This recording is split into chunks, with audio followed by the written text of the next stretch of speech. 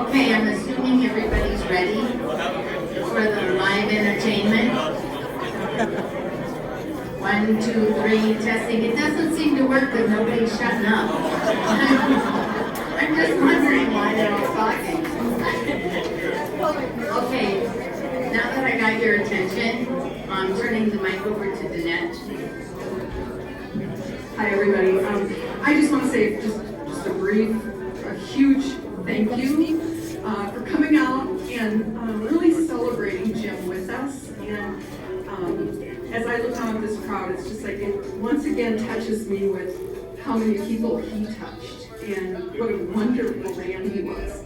So when I thought about today, I had really two goals in mind, and the one was that all of you that Jim was friends, co-workers, went on trips to the Caribbean with, that you get a chance to meet his family, because the one pleasure I had was when I married Jim, I got to know his wonderful family.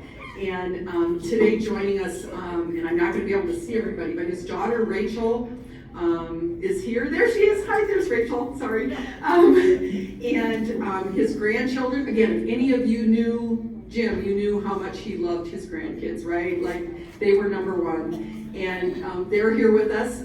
Callum's sitting right here, and here's Maeve. And again, just a big part of his life. And in addition, Jim's sister, Mary, who will be emceeing here this afternoon, getting all of you to share great stories. And then we have brother Dave and Nancy. There's Dave and Nancy, sorry. Dave and Nancy.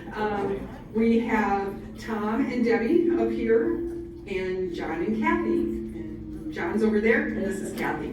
So I hope you have the chance to meet them, and you'll see little pieces of Jim. And then the other great thing is I wanted his family to get to hear the stories of his time with you, because I got to hear so many of those in the last 7 years, and as you know, Jim was a great storyteller, so I heard a lot of stories, and we laughed a lot, and so did his family, and it's really rewarding for all of us to hear your stories, so we hope that you feel comfortable sharing some of those.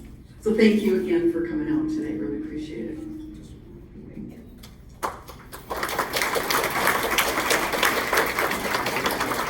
Okay, my name is Mary. I am the favorite sister of Jim, but as you know, I'm the only sister. I grew up with 4 brothers, and we always said, you know, who are your brothers? And we named them off: Jim, Dave, then there was Mary, Tom, John. So Jim, Dave, Tom, John. And it's sad because we don't have Jim anymore. But we got over it, and now we're going to remember him forever.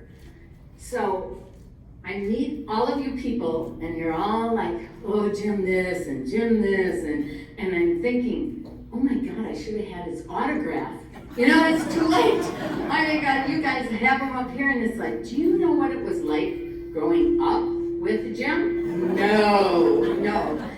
So Jim would get these plans started. Okay, this is what we're gonna do. Well, the 2 little ones, they didn't get involved in a lot, but Dave and Mary were the guinea pigs, and Jim would say, this will be really fun.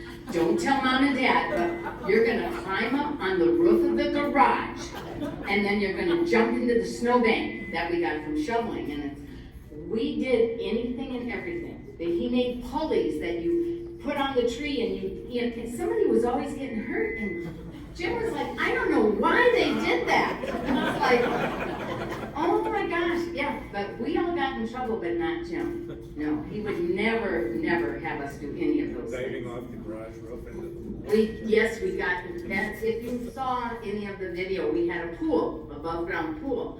And so we had the garage, we had a little detached garage where we grew up. He'd get us up on the top of the roof, and we'd dive or jump or dive or whatever into the pool.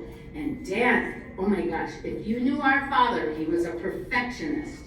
And he came out and he saw what we were doing, and he said, Mom, no, he didn't say God, sorry. Jeepers, crumbs, those shingles are gonna lose all that black, and you're getting that in the pool. It wasn't warned how we're gonna break our leg or neck or anything, but we were ruining his garage. So it was a good time, but Jim went all out with anything and everything he did, and you guys knew him in the later years.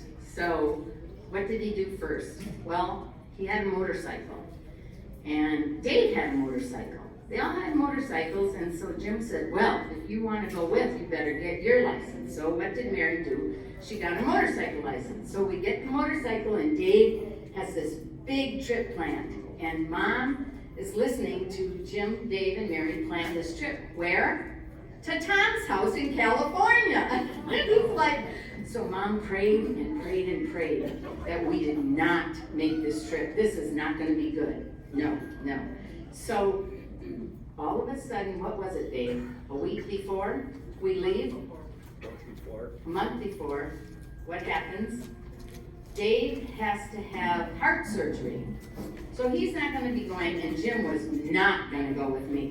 No. I didn't know Mom prayed for that. Oh, no, she didn't pray. She said, Mom said, you got to be careful for what you're praying for. She was just praying we didn't go, but she didn't know God worked that way. She was a little upset, but she was happy we weren't going. So then he had the motorcycle. What did he get into? Golf. Then he had golf. And he was so generous. He was just, one time he bought Dad a set of golf clubs for Christmas. If you heard about when Barb said Christmas was one of his favorites, so he would buy the gifts like you wouldn't believe. And he bought golf clubs for Dad. And he said, oh my gosh, take these back. How much did these cost? Is somebody? What? Yeah, you're. They were gonna fix that in the closet if somebody heard it. It didn't get fixed. Okay, so anyway, but golfing, he enjoyed golfing.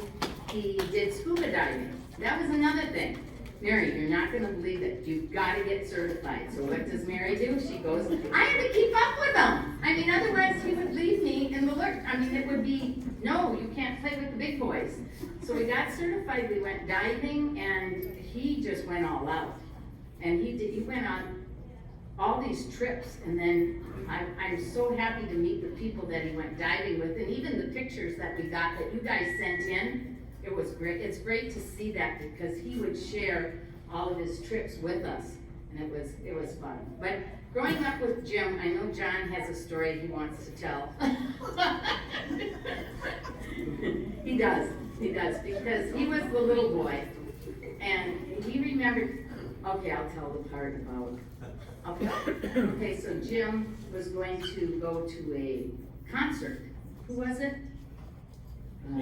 Mason Prophet. So he decides he's going to take Mary to this concert at the university in La Crosse. And he says, come on, we're going to go. I got an extra ticket. Well, they were $1. I didn't know that. Takes me to Mason Prophet. He was into music from day one. I mean, he loved music. He was a roadie. He was friends with all the, La Crosse bands. And so he takes me to this University of La Crosse or whatever, and it was Mason Prophet, and I said, Jim, I don't know, it really smells bad in here. He said, it's good, Mary, it's good.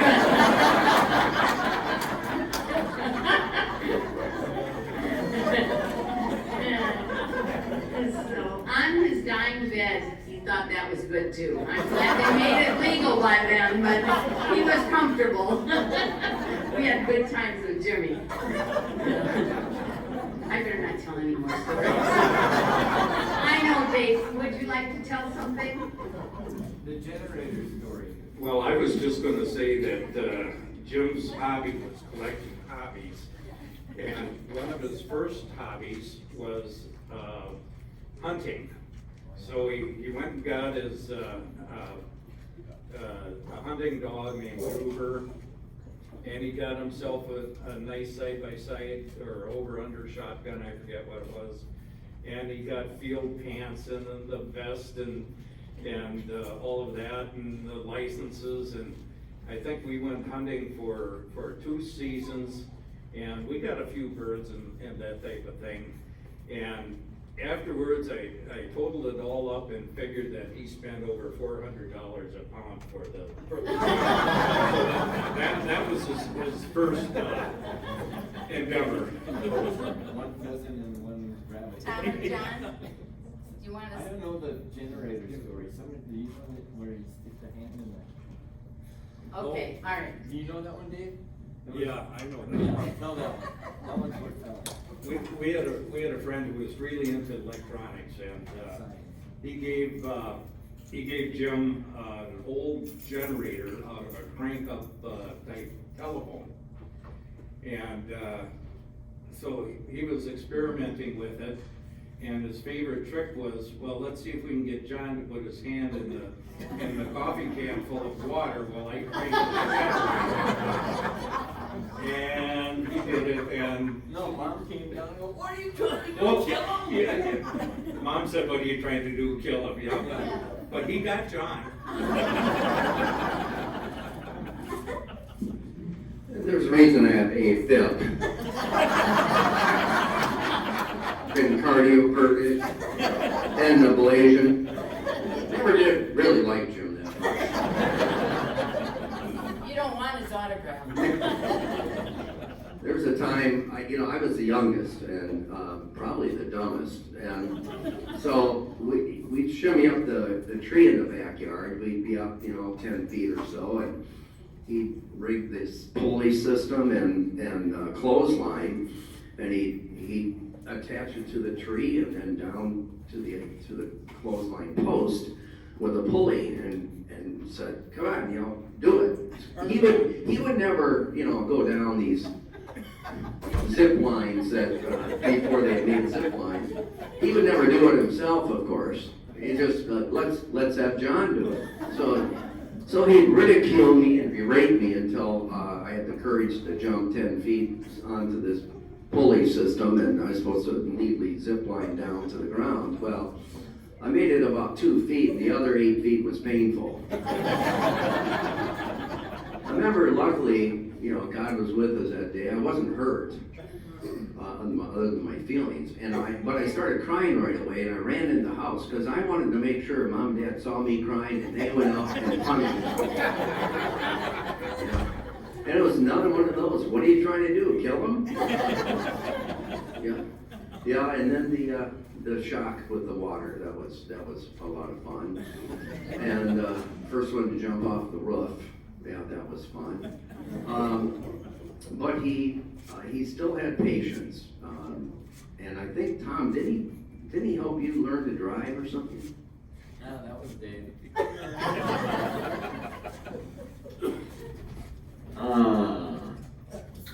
Jim was one who got me into music, although I'm not a great musician, but growing up he always had records. And I would sneak in his room when he was at work, put on his Cost headphones, and get buried in music. He got Jesus Christ Superstar, and I remember listening to that, being totally into it, and Dad yelling at me, time to eat, time to eat, and I could not hear him. I was just gone.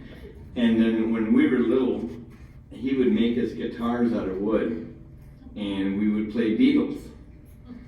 And John had a Hofner bass made out of plywood, and I had a Gibson Special, did I say? Les Paul Special that was really authentic looking. It was great. And we played Beatles, and to this day, I'm totally into music, just love it. And I owe a lot of that to Jim. He draws you in. Yeah. Yep, he did. And golf, he just loved golf. He just loved it, and he just wanted, last time he hit a golf club, I was with him in Arizona. We wanted to go play 9 holes, and we went to this course, and they were full, but we got a couple buckets of balls, and he hit about 3 or 4. He says, I can't do it. So I hit him up, and then we left, but he wanted to play golf so bad, and we had a great time. I got to go with Danette and Jim once. It was a great time. The golf wasn't always good, but we had a great time. Okay, I know you have to leave, Dave, but would you like to say a few things about Jim that we don't know? Well, I met Jim in 1988 when I first came here, and at University of Iowa, we thought that a nurse anesthetist should not. We never worked with them. We worked with anesthesiologists, and so I was really leery of having a nurse anesthetist do our cases. And Jimmy went down to Iowa City and worked with a neuro anesthetist and anesthesiologist, and actually he was my preferred guy for the next 18, 20 years. And Jim was wonderful at his craft, among other things. I mean, he's one of the top 5 friends of mine in my world. I had, in the last, last 30 years, Jimmy would come over and we'd have coffee once a week and discuss the problems of the world and solve most of them. And I think the most telling thing is when my daughter once pointed out that we were out of raw sugar and we had to keep that supply because that's Jimmy's sugar for his coffee. But I'm sure many of you the same way. That I still today reach for my phone to give Jimmy a call, and I forget that he's not here, and it just tears me up. But he's missed. He is missed, thank you. I think we all feel that way, thank you, Dave.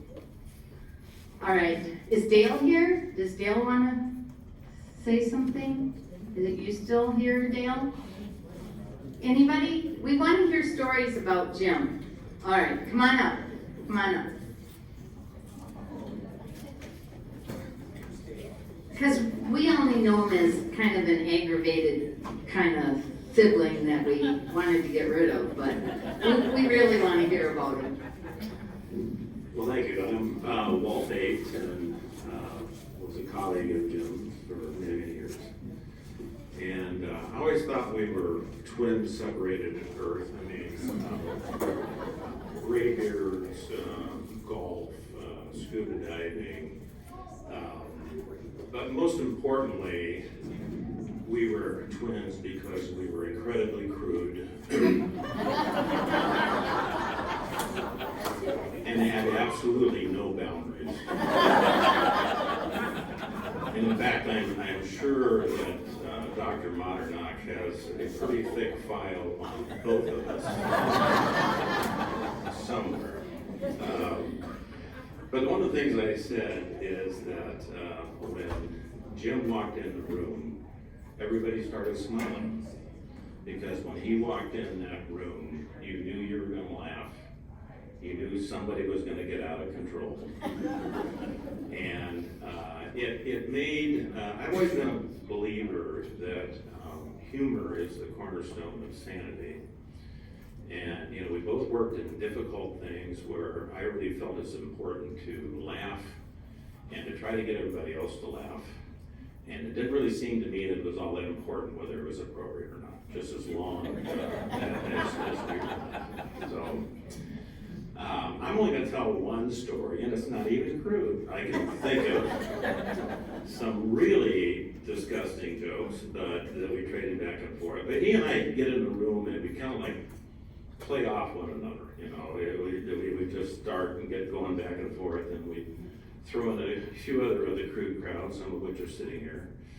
But I remember we were in a poker group, and a bunch of old guys. And so it's not like we played all that late, but, you know, we would play till 11. And this was after he met Danette. And they weren't married, and I think it was rather early on. And we meet for this poker group, and like at 8:15, Jim gets a phone call, and he comes back and he says, "I gotta go." Jim, it's 8:15. says, well, Danette's been gone and she's back, and I gotta go. And of course, we all had to quiz him as, what did you have to go for? Just kind of think and wait. So he's really was a guy who helped light up my life.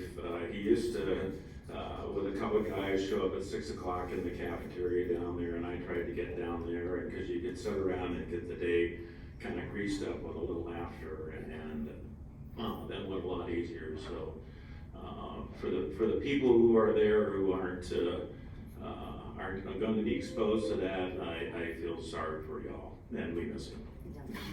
Thank you. Thank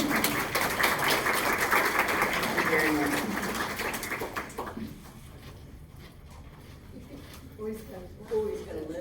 This will be good. So I am Paul Monterock. I do have a file. Sadly, more on Walt. So actually, I'll tell my story later, but Kim Chamberlain, who's our chief nursing officer, broke her ankle and her foot, and so she can't be here, but she sent a thing so I just want to read it. So she sent this. I wanted to write to my comments for Jimmy's celebration, and Paul's agreed to read them. I first got to really know Jimmy when he started dating Danette. Before that, I thought he was a rebel without a cause and a little anti-administration. She says, was I wrong? And I actually don't think she was. I think he was a little anti-administration. Danette brought out the best in Jimmy and vice versa. Their love was so much to watch, and even after Jimmy was diagnosed with cancer, and she says, damn it, it continued. I really got to know Jimmy when the three of us met weekly to watch Bachelor and Bachelorette. The things that came out of Jim's mouth made Danette blush and me holler. One really fun night was when we had to explain to sweet Danette what really happened during the overnight stays. Mary, Jim's sister, usually called at some point in the night, and Jim's face would light up, talking to his sister and sharing the funny Bachelor-Bachelorette moments. Jimmy was truly one of the funniest and wittiest individuals I've ever met. Those beautiful traits stayed with him until the end. But there was another side of Jimmy that was equally as beautiful. That was his generous spirit. Jim would give you the shirt off his back. We both loved cooking, and he gave me a wonderful pan and a wooden cooking utensil because he thought I would like them. One time, Danette and I were talking about how hot we get in the morning getting ready. She says, ladies over 50 in the room will understand that. The next time I saw him, he gave me a fan that I could mount in my bathroom. Now I think of Jim every morning. Jimmy was my friend who I loved as many of you here today, and I will miss him terribly. Please raise your glasses and a toast to Jimmy and the joy he brought to all our lives. God bless my dear friend, and may he rest in peace. And that was Kim Chamberlain. So my story is, believe it or not, I met Jim way back in 1993. At the time, I was a first-year resident coming here. And so for those of you who don't understand how a hospital works, the OR, by just the inherent nature of needing to keep a sterile environment, is a close enclave, and close, almost tribal-like enclave. And in that, when you're a resident and you show up, you're not part of that tribal enclave. And so there's a lot of learning, maybe a lot of hazing, and what do you do right or not do right. And also within that surgical area, there is a true formal hierarchical leadership structure. But there's also a very informal hierarchical leadership structure. And in that informal hierarchical leadership structure in our OR, Jimmy was the cool kid. I mean, he just was. He was the cool kid. And Walt's not kidding when he walked into a room, the atmosphere changed. I mean, you just automatically got happy, you automatically smiled, and everything was going to be okay. So I'm a first year resident, and I don't know Jimmy from squat. And I'm actually assisting Phil Carapresso. Some of you may remember him, Phil Carapresso. So I'm assisting him, and we do 3 surgeries, all 3 are with Jimmy. We get done by 2:30 in the afternoon. And he goes, what do you got rest of the day? And I'm like, nothing. And again, he doesn't know me, I don't know him. He goes, hey, you wanna go shooting? And I'm like, I don't know a gun. And he's like, that's okay, I got a key to the shooting range, let's go shoot. So we go out, and just Jimmy and I, first time I've met him. And he's got guns, and we shoot, we have a great afternoon. So my point with that is, the next day, I was no longer the dipshit in the OR, because I had Jimmy's blessing. So I was okay. And it just made it all better. So that was my greatest memory of him. Thank you. Thank you. All right, I see you coming. This is fun. I still don't think the autograph thing, you know.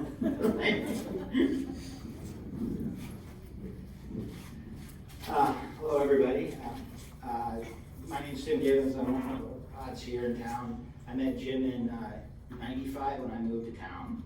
And at Ortho, there's a lot of nighttime work, and it can be a little onerous on us. And you get a little squirrely at night when you're on call, doing those cases in the middle of the night. Nurses in the back that have been with us, they know. And the bantering could get a little off color, to say the least. But one of the things, speaking of Jim's character, is that I never saw him be mean to anybody. He never was. Even when he didn't want to be there, it was miserable, it was a high-tension moment. You felt bad, you didn't want to be there. He was always kind to patients. And he did it in a way, even if they're just the most undesirable people to be around, you know, the meth head who punched the window on Christmas Eve and you gotta show up his hand.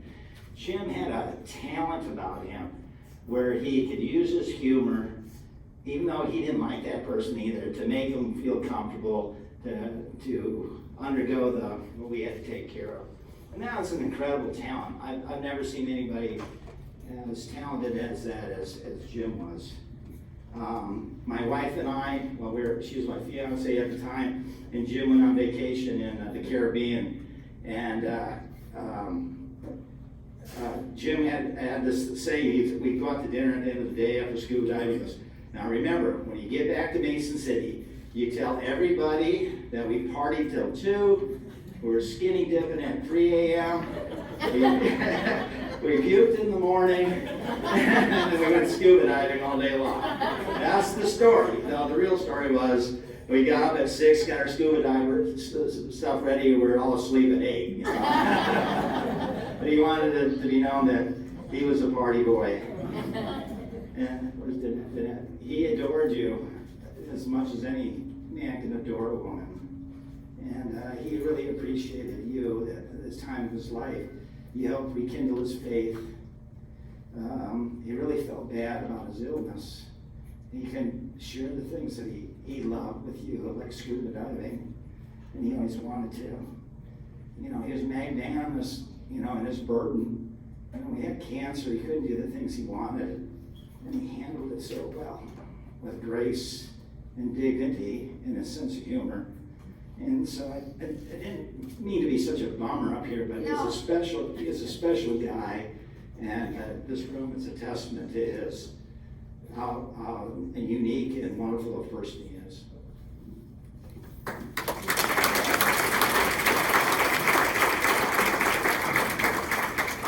Okay, you ready? This is gonna go on for a long time. Does anyone need a break? Not.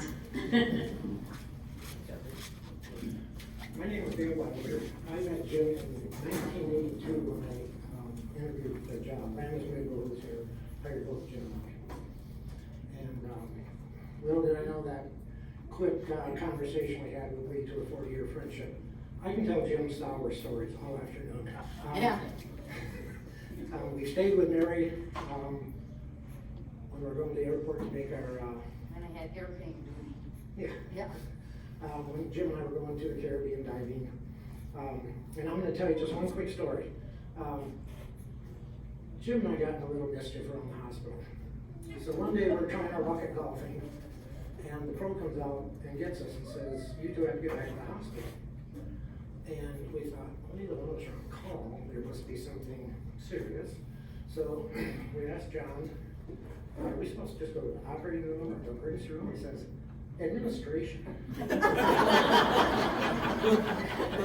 And Jim says, "Nothing good comes out of going to the principal's office." So we're trying to think, is this the Datascope CO2 monitor incident? Is this the toilet paper dispenser incident? On and on, which incident? So Jim says, we have to make a pact right now. You know, if one of us gets fired, the other has to quit and protest. I assume you thought he was getting fired. Anyway, we get there and we had looked at a job in a neighboring state.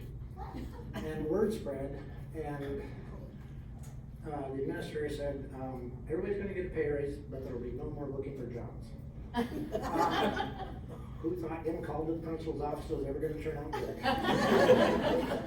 Since we're all talking about Jim, I want to talk about Mary, or Danette for just a second. I'm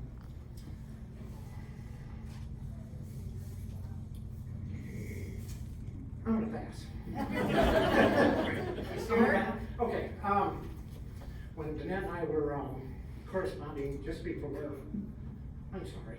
That's okay. You can do it. Just before and after Jim died, she'd sent me a text that said, "I'm so sorry for your loss." And she just something about us, and she's worried about somebody else. I wonder why Jim fell for her. What a character. Sorry, thank you very much. Thank you. Jim had true friends, and I know all of you, true friends.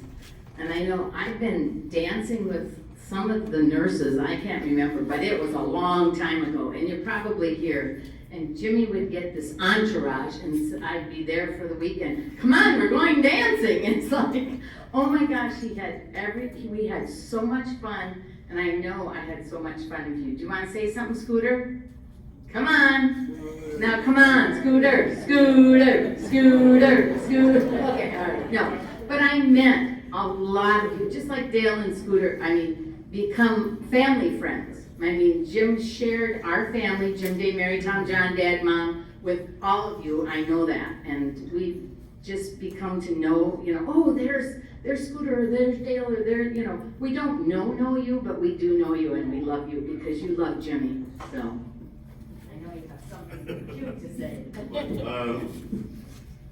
Well, I can talk about golf a little bit. For one thing, I met him in '91, and we were best friends for 8 or 9 years, and then I was always still best friends. He would call me up on the highway going to La Crosse. We'd talk for, depending on how long it was for him to get to La Crosse, it could be 2 hours.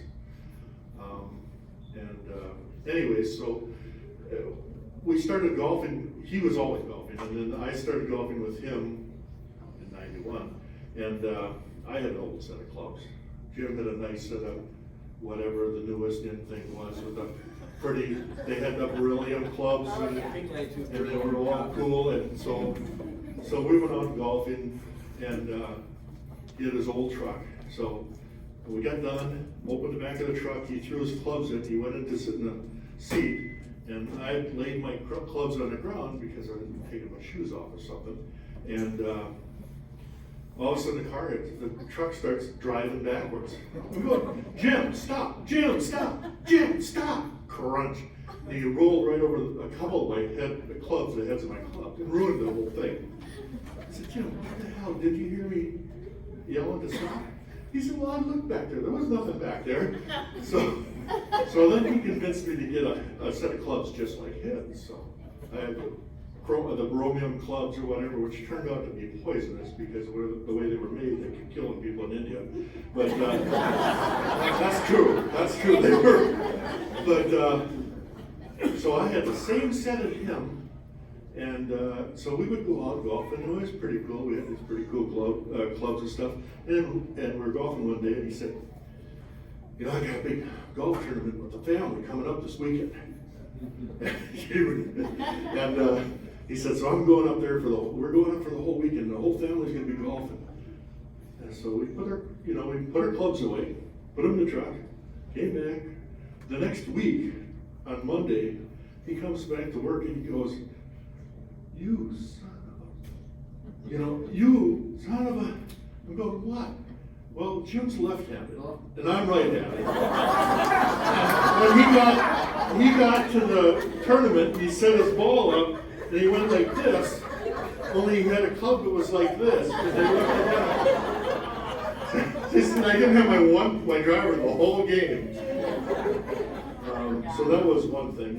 There was several things. One time he teed up and he hit the ball, and we were not good players. So he hit the ball and he's looking out there for the ball. And he said, where did it go, Scooter?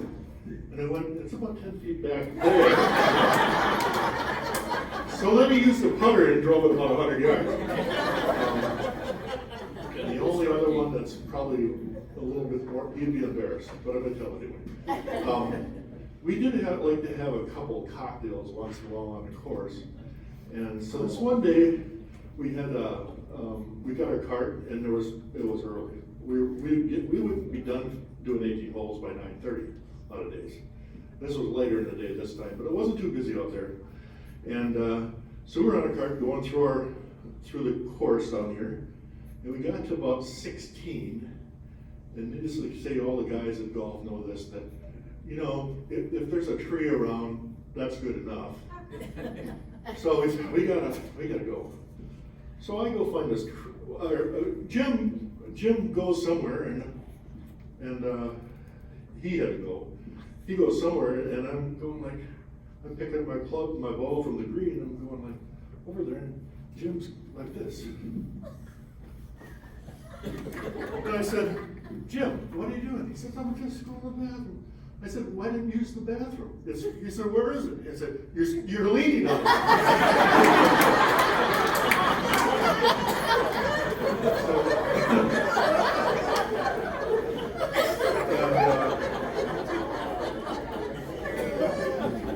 There was one notorious thing, I don't know, they had during the sexual harassment thing, we had us all watch this film. Well, we tried for months and months and months to avoid it until the supervisor sat down with us. And needless to say, I'm one of those guys that get written up once in a while with Jim. And so it was a sexual harassment thing, and the two of us didn't think that was realistic at all. But so she sits down, we got a little video, got a little table. The supervisor sits there, turns this thing on. Jim sits here, I sit here, and my wife sits here because there were the three of them. So it's about harassment. It's like, a guy showing a pretty girl a Playboy. The next one is a girl showing, or two girls showing a guy something. And then, two of this and that and the other thing. And so finally it gets to the last one. And this gal is watching this the whole time. I got my hand here, and I'm doing this to Jim's leg. My wife is not saying anything. She's just sitting there knowing it's me. Jim's not saying anything. He's just watching me. And I'm rubbing his leg up and down like this. And it finally gets to this last one where it's a female head of the boss, and it's a male secretary. And she's going, well, John, there's this vacation, there's this meeting out in California that I'm going to, and I'd love for you to come along. He said, besides, there could be a raise for you if you came along. And we might even get you a new position. And something else, was a thing. So I said, stop the tape. I'm still doing this. Nancy's still not doing anything. And Jim isn't doing anything. She stops the tape. What? He said, Scott. I said, I got a question. If a guy's getting a promotion, a raise, a free vacation, and what's the problem here? that was it. So, other than that, yeah, we had a few good times. Scooter, didn't she tell you to watch it on your own and sign it and? Oh, there was a lot of other tapes that, there was a lot of required other tapes. And that was probably before this one because she got wise to us, but we said, we can't go, we're in the operating, we can't just take an hour off, which was true. But they thought, everybody can go watch a tape somewhere for an hour. So they said, they'll be smart, they'll bring the tape up with the TV and we can watch it in our little office there, the same place that other stuff happened. So they bring it up, we'd set a thing, turn the tape on, he'd sit down, I turned the tape on, fast forward, and we'd watch it fast forward until it was over, and that was it. So needless to say, our administration wasn't too keen on some of the things we did either. Other than that, yeah, you couldn't, when he would get into something, it was just crazy. I mean, he was never good at golf, but he got all this stuff. He was really surprisingly good at scuba diving for starting at a modern age. And in his shape, he looked like a seal, not a scuba diver. But he bought everything, and there was nothing that came out in scuba that he didn't have at least one or the newest one of. Guns, I don't know how many guns he had. People around here still have some of his guns, and cigars. Oh, yeah. He smoked cigars. We smoked with Louis for a while 30 years ago, and then Louis had a considerable amount of cigars. Well, then Jim starts collecting cigars, and so the last time I saw him, he had with the net, and he said, "You want to see my cigars?" I said, "Sure." I said, "But I just got COVID 6 months ago. I can't smell a thing." Well, he didn't have a box of cigars. He had a thing this big, and this tall, humidifier full of cigars. And I opened it up and said, "Can't smell a thing." And Jim said, "Oh, that's too bad." He called me up and talked to me many, many times while he's smoking his second, third, fourth, or fifth cigar outside waiting for Danette. And as soon as he knew Danette was coming home, or he had to get flowers or had to get supper, he said, "I gotta go, I gotta go." That was fine. So he was always committed to, it's the same thing with SC, he was always committed to everything at 100%. So that's all I know.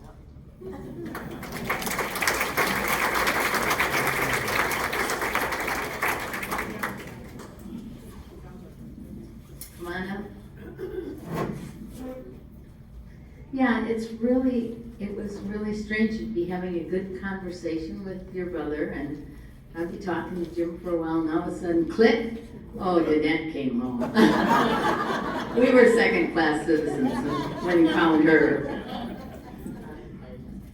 Hi, my name is Cindy Marsh, and I graduated from Viterbo College with Jimmy. We weren't very close during school because he was a commuter and I lived on campus.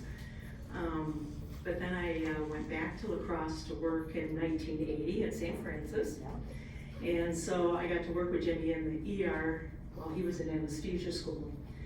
And it was always, 7:30 Saturday morning, Jimmy's not there, give him a page, and he's like, what is it? And I'm like, "You're supposed to be working down here." And he's like, "No." And I said, "Yeah."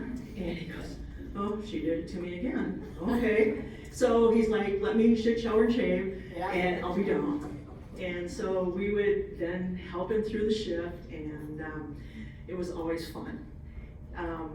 Crude things, back in the 80s, it was pretty wide open. And the ER, like you say, we've got a strange sense of humor.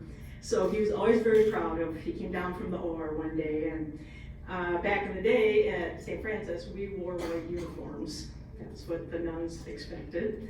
So I had this lovely dress uniform that I would wear on occasion, and I'm sitting at the desk and I'm doing my charting because we're paper charting.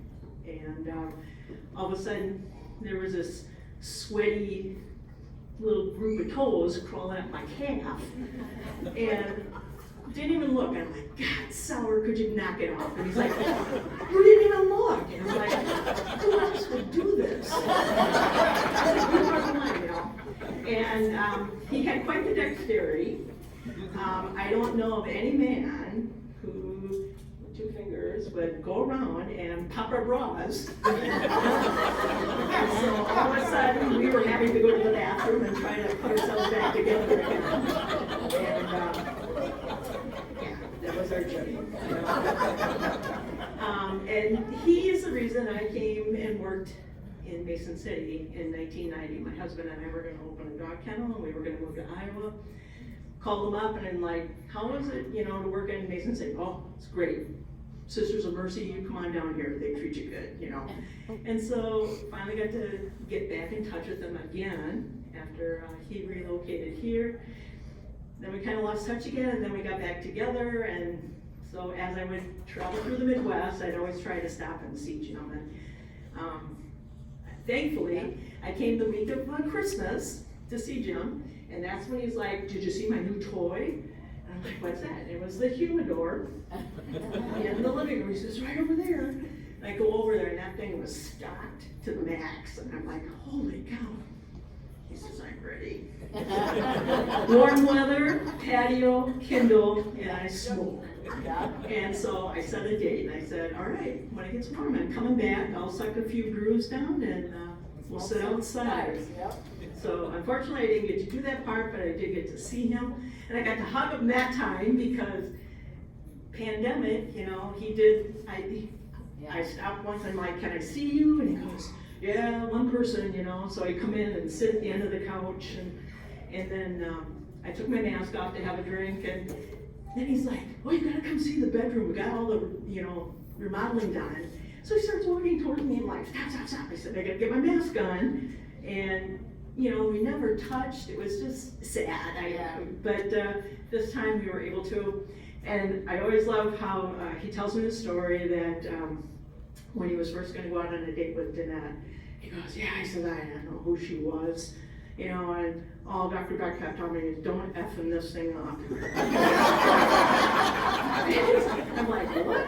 And he goes, I looked at him and said, I don't even know who she is. And he goes, she's our financial officer. What's the matter with you? And he says, and again, Jim said, yeah, Beck just told me don't F it up. He said, this is a good thing. And I am so glad that he did. And it all went well. And he was so happy. And again, he shared how his biggest regret is he didn't have enough fun time with you and that the disease came in. But